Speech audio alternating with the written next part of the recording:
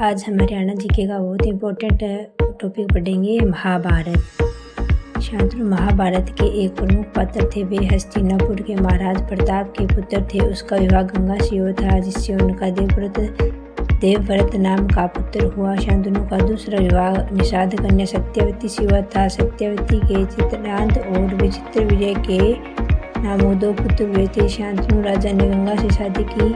गंगा ने शादी से पहले कुछ शर्तें रखी। आप मेरे को कभी कोई भी काम के लिए रोकेंगे नहीं।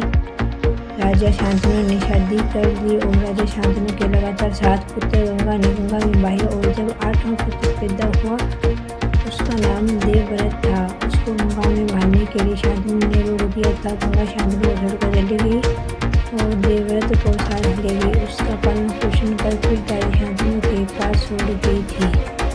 देवव्रत का नाम ही भीष्म रखा गया था। फिर शांतनु ने सत्यवती से शादी कर ली थी। उसके 2 पुत्र हुए, चित्रांगद बड़ा पुत्र तथा विचित्रवीर्य छोटा पुत्र। शांतनु का दूसरा पुत्र चित्रांगद ने गांधारी पराक्रम किया और इनको हरा दिया। विचित्रवीर्य के 2 पुत्र हुए, धृतराष्ट्र और पांडु। धृतराष्ट्र ने विक्रम से अंधे होने के कारण बुद्धि पूर्वक पांडु को बिठा दिया। धृतराष्ट्र की शादी गंगाधरी से हुई थी। पांडु की शादी कुंती व माद्री से हुई थी। कौरवों की माता का नाम गांधारी था। इसने अपनी आंखों से 2 बार पट्टी खोली थी। और कौरवों की बहन का नाम दुशाला था।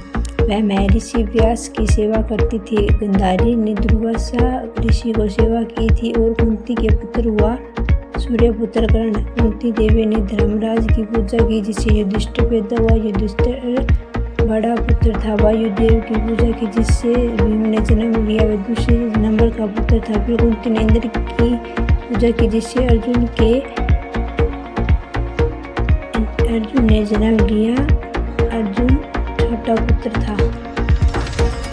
युधिष्ठिर ने जुआ खेलते समय अपना राजपाट खोल दिया था। 5 पांडव ने युधिष्ठिर, भीम, अर्जुन, नकुल, सहदेव, कर्ण का पालन पोषण आधा हुआ धीरथ ने किया। द्रोणाचार्य कौरव पांडवों के गुरु थे। इन्हीं के नाम पर गुरु ग्राम शहर का नाम रखा गया था, जिसे द्रोणनगरी के नाम से जाना जाता था।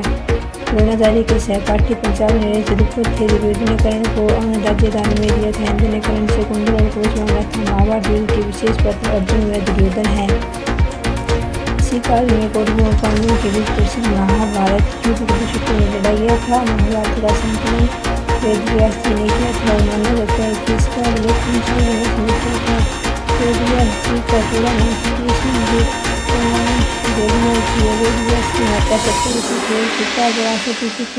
महाभारत का पुराना नाम जय संहिता था। ये इम्पोर्टेंट है। महाभारत का पुराना नाम जय संहिता था। इसमें 8,800 श्लोक थे, लेकिन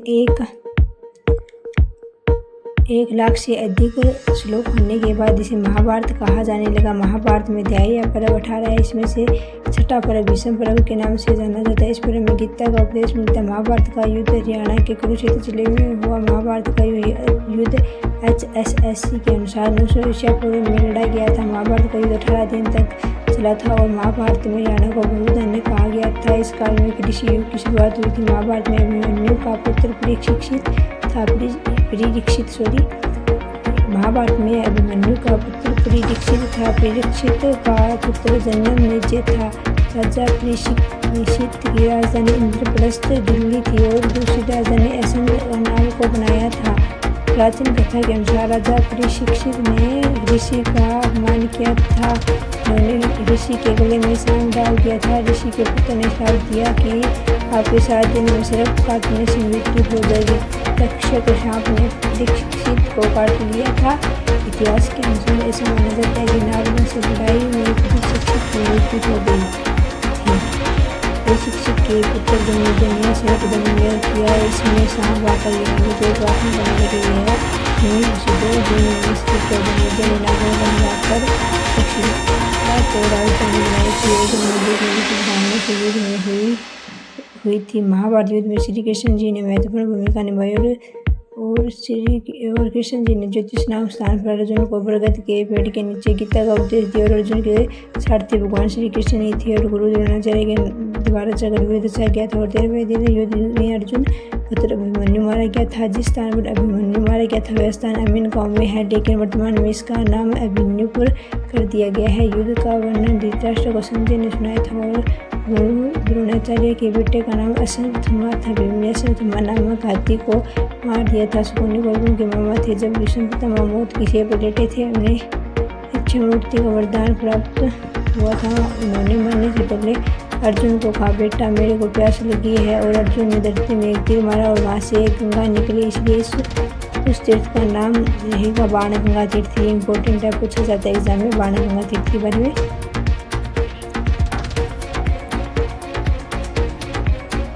अर्जुन को भगवान शिव से एक शस्त्र प्राप्त हुआ था, उसे अशुपाशास्त्र कहा जाता है। भगवान श्री कृष्ण और अर्जुन के रथ पर हनुमान जी की फोटो थी, इसलिए अर्जुन को कपि ध्वज भी कहा जाता है।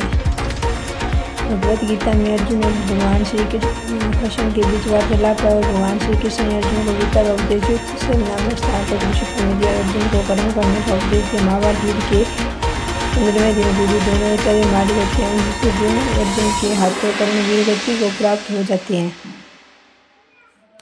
युद्ध के 18वें दिन शल्य वीर गति को प्राप्त हो जाती है और भीम के हाथों दुर्योधन भी मारा जाता है। महाभारत का युद्ध पांडवों ने भगवान श्री कृष्ण की सहायता से जीता था माना जाता है। सबसे पहले दुर्योधन की चिता जलाई गई थी। कर्ण का किला थानेश्वर कुरुक्षेत्र में पराशर महर्षि वेदव्यास के पिता थे। विराट पर्व में कीचक वध का वर्णन मिलता है। युधिष्ठिर के अलावा राजा नल ने भी जुए में राजपाट हारा था। महाभारत में राज्य के 7 अंग बताए गए हैं। महाभारतीय वन पर्व में रामायण का वर्णन मिलता है। कर्ण के पुत्र का नाम सुषेण था। अश्वत्थामा और अश्वत्थामा ने महाभारत युद्ध में सेनापतित्व किया था। महाभारत के 18 पर्वों के नाम पहले है आदि पर्व, दूसरा सभा पर्व, तीसरा वन पर्व, चौथा विराट पर्व, 5वां उद्योग पर्व, 6वां भीष्म पर्व, 7वां द्रोण पर्व, 8वां कर्ण पर्व, 9वां शल्य पर्व, 10वां सौप्तिकी पर्व, 11वां क्षत्रिय पर्व, 12वां शांति पर्व, 13वां अनुशासन पर्व, 14वां अश्वमेध पर्व, 15वां आश्ववासी पर्व, 16वां महाप्रस्थानिक पर्व, 17वां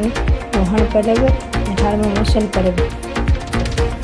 कौरवों के प्रथम सेनापति भीष्म पितामह थे। कौरवों के द्वितीय सेनापति गुरु द्रोणाचार्य थे। कौरवों के तृतीय सेनापति कर्ण थे।